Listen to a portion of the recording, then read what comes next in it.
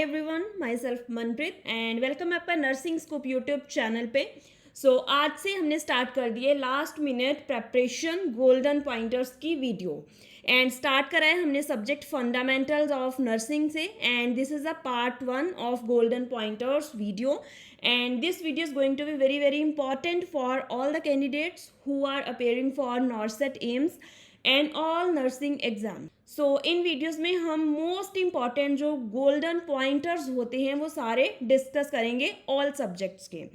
अगर आपको इनिशिएटिव अच्छा लगा, अगर आपको वीडियोस यूजफुल लगी तो मेरी आपने सपोर्ट करनी है। सपोर्ट कैसे करोगे आप? वीडियोस को ज़्यादा से ज़्यादा शेयर करना, लाइक करना एंड अपनी फीडबैक कमेंट सेक्शन में ज़रूर प्रोवाइड करना कि आपको वीडियोस कैसी लग रही हैं। चलिए इसी के साथ ही स्टार्ट करते हैं आज की वीडियो के फर्स्ट पॉइंटर्स। जो फर्स्ट पॉइंटर्स हैं that is from the legal and ethical issues chapter. ठीक है, फंडामेंटल ऑफ नर्सिंग में बहुत इंपॉर्टेंट चैप्टर है एंड उस चैप्टर में मोस्ट इंपॉर्टेंट पॉइंट्स जो हैं that is from the torts. ठीक है, अभी सबसे पहले आपको पता होना चाहिए टॉट क्या होता है। टॉट क्या है कि कोई ऐसा नर्सिंग एक्शन जिससे पेशेंट के राइट वायलेट हो रहे हैं, पेशेंट के राइट को हम फुलफिल नहीं कर पा रहे हैं, डेट इज दी टॉट। ठीक है, it is not a crime, taught is a different term. अभी टॉट दो तरह के होते हैं, एक होते हैं इंटेंशनल टॉट, एक होते हैं अनइंटेंशनल टॉट।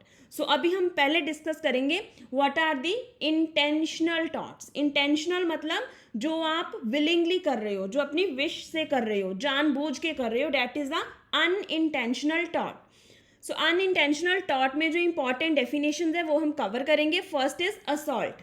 असॉल्ट क्या होता है? It is the threat. Threat mental भी हो सकता है और फिजिकल भी हो सकता है and this is a threat without touching a patient. ठीक है, आप पेशेंट को कोई धमकी दे रहे हो लाइक कि आप मेडिसिन ले लो नहीं तो मैं तुम्हें इंजेक्शन लगा दूंगी। ठीक है, विदाउट द पेशेंट कंसेंट आप उसको इंजेक्शन लगा रहे हो। जहाँ फिर साइकेट्रिक वार्ड में पेशेंट बहुत ही अग्रेसिव है एंड आप पेशेंट को बोल रहे हो चुपचाप करके बैठ जा नहीं तो मैं तुम्हें बांध दूंगी, तुम्हें रिस्ट्रेन कर दूंगी। That is assault. ठीक है, जब आप बोल रहे हो, थ्रेट कर रहे हो फिजिकली और मेंटली, बट यहाँ पे आप टच नहीं कर रहे हो पेशेंट को, it is the without touching. Next है बैटरी। बैटरी क्या होता है? इट इज टचिंग विद और without the intent to do harm. ठीक है, असॉल्ट में आपने धमकी दी पेशेंट को कि मैं तुम्हें इंजेक्शन लगा दूंगी और यहाँ पे आपने इंजेक्शन लगा दिया। ठीक है, इंजेक्शन लगाया तो पेशेंट को टच करके ही लगाया होगा ना, डेट इज बैटरी। यहाँ पे आपने पेशेंट को धमकी दी कि मैं तुम्हें रिस्ट्रेन कर दूंगी। ठीक है, और यहाँ पे आपने पेशेंट को रिस्ट्रेनिंग कर दी, that is battery. This is the basic difference. याद रखना एग्जामिनेशन में ऐसे ही पूछा जाता है कि टचिंग किस में होती है किस में नहीं होती है। इसमें जस्ट थ्रेट होता है, इसमें बैटरी में टचिंग होती है। Next is defamation of the character. Name से ही क्लियर है कि आप ऐसा कुछ कम्युनिकेट कर रहे हो जो कि फॉल्स है एंड वो इंजर कर रहा है पर्सन की रेपुटेशन को। ठीक है, आप किसी की रेपुटेशन खराब कर रहे हो by spreading the false information, that is the defamation of the character. Normally defamation of character पे क्वेश्चन नहीं आएगा, क्वेश्चन आएगा लाइबल पे जहाँ सेलेंडर पे। इन दोनों का डिफरेंस पूछा जाएगा। जब defamation of character return form में होगी, आप रिटर्न में किसी के बारे में र्यूमर स्प्रेड कर रहे हो लिख के, डेट इज लाइबल। जब आप बातों बातों में ही वर्बली कर रहे हो by spoken words, that is the slander. ठीक है, ये हो गया इंटेंशनल। इसके बाद अब देखते हैं अनइंटेंशनल टॉट्स। बहुत इंपॉर्टेंट है अनइंटेंशनल टॉट्स। इसमें दो आते हैं, एक है negligence and second one is the mall practice. What is negligence? It is a practice that falls below standards of care. Main difference क्या है नेग्लिजेंस एंड माल प्रैक्टिस में? दोनों में ही बिलो स्टैंडर्ड केयर होती है, but negligence is by the non professionals and mall practice क्या है? It is the practice that falls below standard of care by professionals, by nurses or doctors. ठीक है, so it is a negligence on part of the nurse. ठीक है, so basically माल practice को आप कैसे define करोगे? It is negligence during the professional practice due to the lack of skills. ठीक है, आप में स्किल्स नहीं है, प्रोफेशनल आप हो, ठीक है, आपने कोर्स कर रखा है बट स्किल्स नहीं है आप में एंड आप वायलेट कर रहे हो स्टैंडर्ड्स ऑफ नर्सिंग प्रैक्टिस को। ठीक है, माल प्रैक्टिस के एग्जांपल्स क्या होंगे?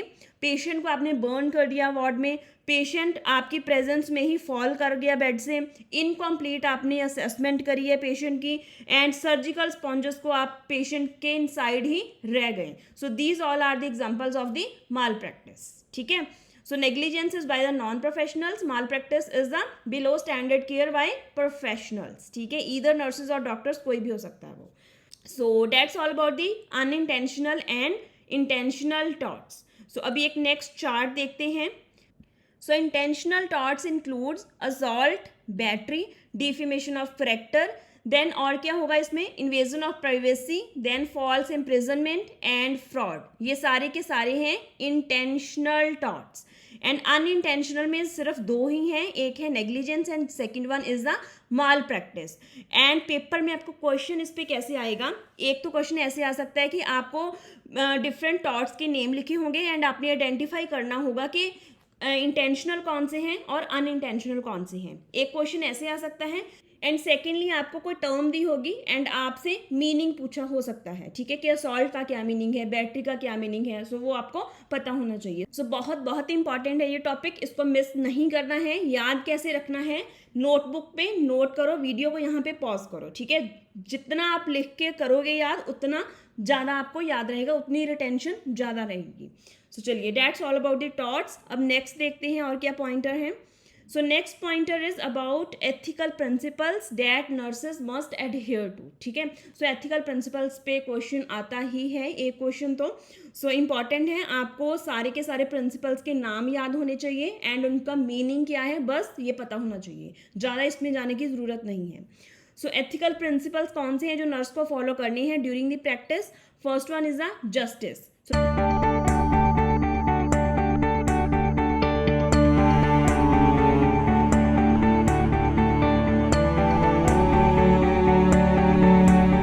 सो जस्टिस क्या है, justice is the impartial treatment to all the patient. So जब भी वार्ड में काम करना है सबको फेयर ट्रीटमेंट देना है. ठीक है, पार्शियल बिल्कुल नहीं होना है, बट हाँ प्रायोरिटी वाइज केयर होनी चाहिए. जिसको जितनी ज़रूरत है उसको उतनी आप प्रायोरिटी दो. ठीक है, बट जो केयर है वो इम्पार्शियल होनी चाहिए. सो नेक्स्ट क्या है एथिकल प्रिंसिपल, बेनिफिसेंस. नेम से ही क्लियर है, for the benefit of others, doing all the things for the good of others. ठीक है, so beneficence is the benefit of others. So next है non maleficence. So non maleficence क्या है, not doing harm to the others. ठीक है, so beneficence is for the benefit of others and non maleficence is the not causing harm to the others. So next is accountability. Accountability क्या है कि जो आप कर रहे हो, जो आप प्लान कर रहे हो, जो आप एक्शंस कर रहे हो उसके लिए आप रिस्पॉन्सिबल हो और आपको ये एक्सेप्ट करना है. ठीक है, you are accountable for your all actions. ठीक है, this is the accountability. So next क्या है, फिडेलिटी. फिडेलिटी का मतलब क्या है कि फेथफुलनेस. ठीक है, so fidelity is keeping one's promises. So nurse must be faithful and true to their professional promises and responsibilities. कैसे अपने फेथफुल रहना है, by providing the high quality care, safe care in a competent manner. So that is the fidelity. So next देखते हैं next principle क्या है. Next principle is the patient autonomy. So patient को आपने इंडिपेंडेंट फील कराना है. ठीक है, so independency is the autonomy. So nurse must encourage the patient to make their own decisions without making any judgment. So patient को decision making में आपने involve करना है एंड आपने कोई जजमेंट पास नहीं करनी है on patient decisions. So patient has all the rights to reject और accept all the treatments. So ये तो पेशेंट का फंडामेंटल राइट है, वो कोई भी ट्रीटमेंट एक्सेप्ट कर सकता है, रिजेक्ट कर सकता है. ठीक है, सो आपको एक्सेप्ट करना है और यहाँ पे आपको सजेशन की ज़रूरत है, आपने उसको सजेस्ट करना है, एडवाइस करना है, बट जजमेंट पास नहीं करनी है. ठीक है, so that is the patient autonomy. So next principle is the veracity. So veracity क्या है, it is the truthfulness towards the patient. ठीक है, कि पेशेंट को आपने जो भी बताना है वो बिल्कुल सही सही इन्फॉर्मेशन प्रोवाइड करनी है. मे बी वो इन्फॉर्मेशन पेशेंट और उसके जो फैमिली मेम्बर्स हैं उनके लिए कई बार डिस्ट्रेसफुल हो जाती है, बट आपने कोई फॉल्स रीअश्योरेंस नहीं देनी है. False reassurance is a non therapeutic communication technique. ठीक है, सो वेरासिटी होनी चाहिए. आपने पेशेंट को जो भी है सच सच सही सही बताना है regarding the treatment, regarding the diagnosis and all the procedures. ठीक है, So that's all about the ethical principles. So first one is the justice, second one is the beneficence, third is non-maleficence, fourth is the accountability, fifth one is the fidelity, sixth one is the patient autonomy, and seventh one is the veracity. So next pointers are about procedures. ठीक है, so tonometry क्या है? So tonometry is a procedure with which we measure the intraocular pressure. ठीक है, so normal intraocular pressure कितना होता है? That is 10 to 21 mm of mercury. So अगर intraocular pressure increase हो तो उस condition को हम क्या बोलते हैं? So that indicates the glaucoma. ठीक है, glaucoma is the increased intraocular pressure. So next is the CVP. So what is CVP? It is the central venous pressure monitoring. CVP monitoring. So CVP monitoring is measuring the pressure of the right atrium of the heart. So अभी इसमें कुछ pointers important है जो आपको याद रखने हैं. So now should place the zero level of manometer at level of the right atrium at the fourth intercostal space to get the accurate reading.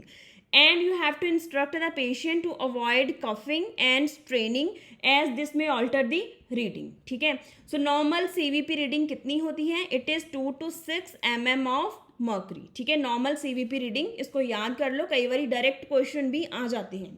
so readings आपको सारी याद होनी चाहिए. so अगर CVP reading 2 mm of mercury से कम है तो क्या इंडिकेट करेगा? वो लो ब्लड वॉल्यूम. एंड अगर 6 mm ऑफ मर्करी से ज़्यादा है तो वो इंडिकेट करेगा फ्लूइड ओवरलोड. ठीक है, सो that's all about the CVP monitoring.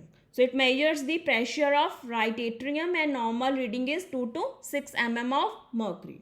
So videos आपको कैसी लग रही हैं अपनी फीडबैक कमेंट सेक्शन में देना मत भूलना. एंड अगर अच्छी लग रही हैं तो लाइक करना एंड ज़्यादा से ज़्यादा अपने सर्कल में शेयर करना सो डैट जितने भी लोग अभी आने वाले नर्सिंग एग्जाम्स के लिए अपीयर हो रहे हैं उन सब तक ये वीडियोस पहुंच सके. सो ऑल नर्सिंग एग्जाम्स के लिए ये वीडियोस हैं. ठीक है, it's not for any specific exam. So next is the suctioning. So suctioning procedure में क्या है कि आप ऑब्टेन करते हो sputum sample and to clear the airway. ठीक है, दो हो गए इसके पर्पस. एक हो गया आपने स्पूटम सैंपल लेना है, सेकेंड है आपने एयरवे को क्लियर करना है. सो अभी इसमें इंपॉर्टेंट पॉइंटर्स क्या है जो आपने याद रखने हैं? First is you have to hyper oxygenate. ठीक है, specially pre oxygenate the patient before the procedure. ठीक है, आफ्टर द प्रोसीजर भी कर सकते हो. And you have to apply the intermittent suction on withdrawal of the catheter. So this is the important pointer to remember. So next क्या है? Next is don't suction the patient for more than 10 second. ठीक है, बहुत बारी question repeat हुआ है कि maximum आप एक टाइम पे जब आप सक्शन अप्लाई कर रहे हो तो कितने टाइम के लिए आपने सक्शन करना होता है? सो 10 सेकेंड से ज़्यादा आपने सक्शन नहीं करना है. ठीक है, मोर देन 10 सेकेंड नहीं होना चाहिए. क्यों नहीं होना चाहिए? बिकॉज अगर इससे ज़्यादा होगा तो हाइपोक्सिया होने का रिस्क रहता है. इसीलिए आप पेशेंट को हाइपर ऑक्सीजनेट भी कर रहे हो सो डैट के हाइपोक्सिया ना हो. सो नेक्स्ट क्या है? जो सक्शन प्रेशर होता है that is regulated at 80 to 120 mm of mercury when suctioning the trachea. ठीक है जी, so that's all about the suctioning procedure. So चलिए अभी नेक्स्ट पॉइंटर्स देखते हैं.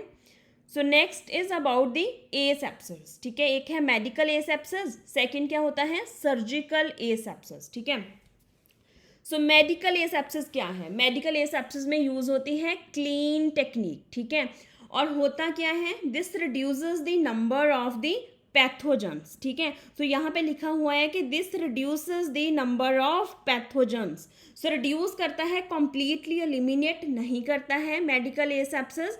इसके एग्जाम्पल क्या है? Medical hand washing. ठीक है, क्लीन टेक्निक को हम यूज करते हैं इन मेडिकल एसेप्सिस.